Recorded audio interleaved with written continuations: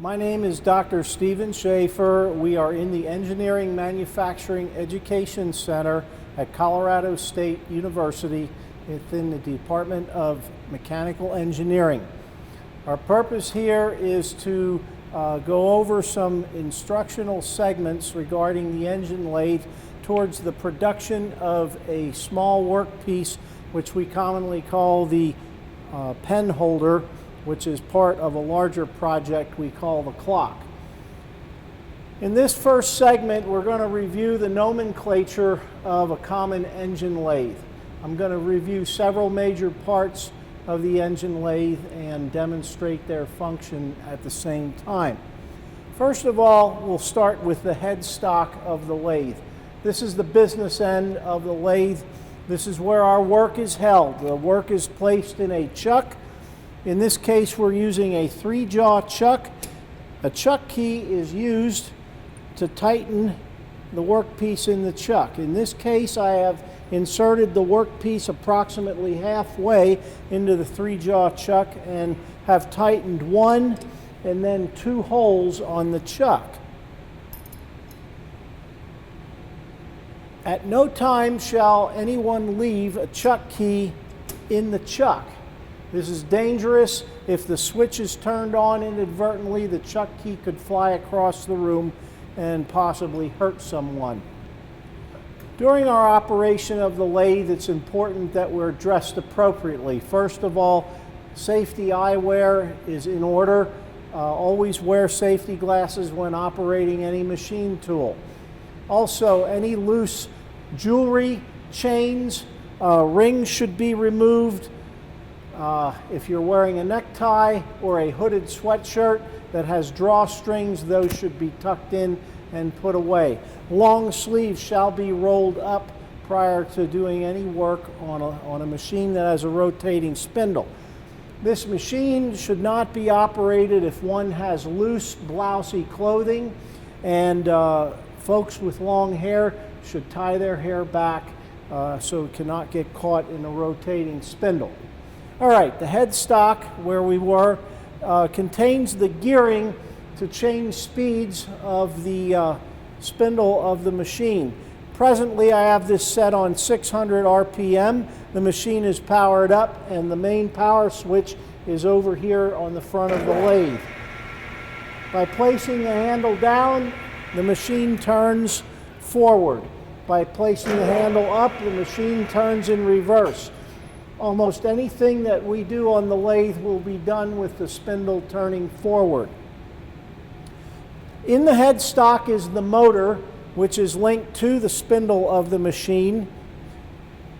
Further down below, we have what is called a quick change gearbox. The quick change gearbox is going to allow us to change speeds to the carriage so that we can operate the carriage at the proper feed rate. More on that later.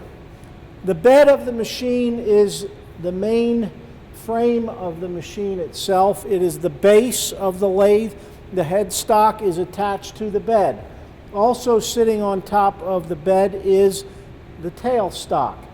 The very top surfaces of the bed are called the ways.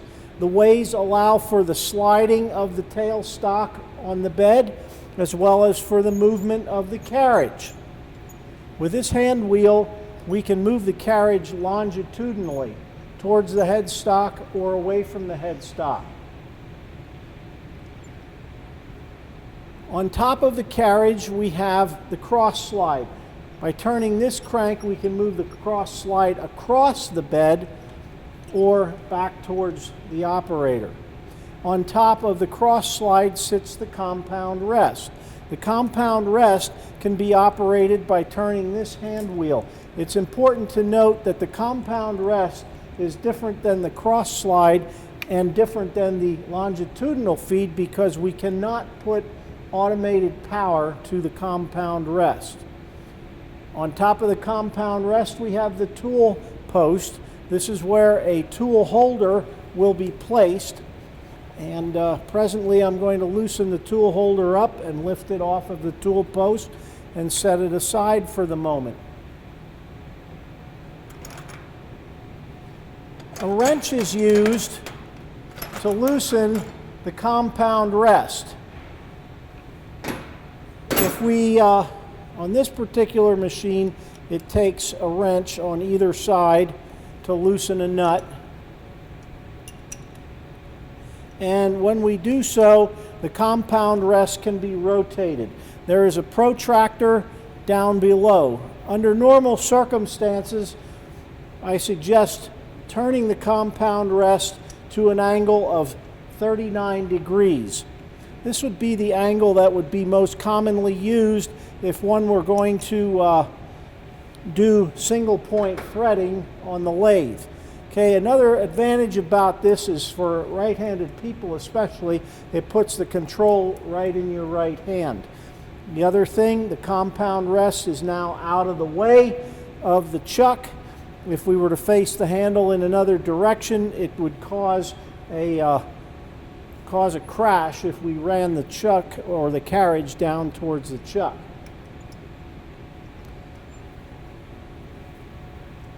The tool post on top can be loosened up and it can be rotated manually like so.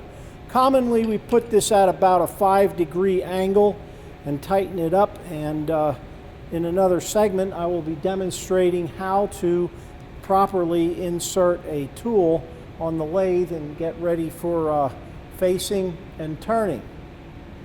The tailstock can be locked down to the bed of the lathe. There is a handle that allows us to lock the tailstock down to the bed, and on this particular type of machine there is a secondary handle that can be used to apply more force to lock the tailstock from the front. The hand wheel advances the spindle of the tailstock. We will use this in drilling operations in the near future.